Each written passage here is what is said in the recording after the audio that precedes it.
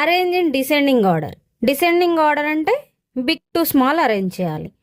First ఈ సర్డ్స్ని order of the surds వచ్చేసి 3, 4, 6.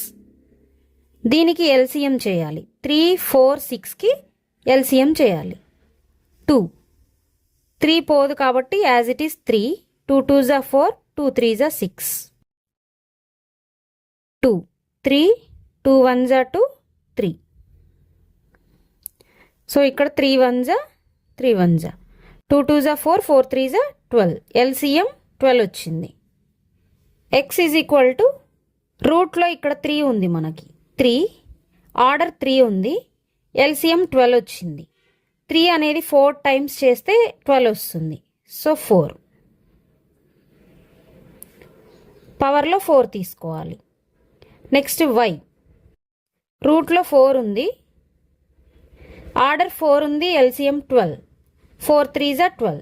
So పవర్లో 3 తీసుకోవాలి. Next z equal to 12. ఇక్కడ ఆర్డర్ 6 ఉంది, ఎల్సిఎం 12 వచ్చింది. 6 2s are 12. సో పవర్లో 2 తీసుకోవాలి. 3 to the power of 4 అంటే 3 ఇంటూ 3 ఇంటూ 3 ఇంటూ 3.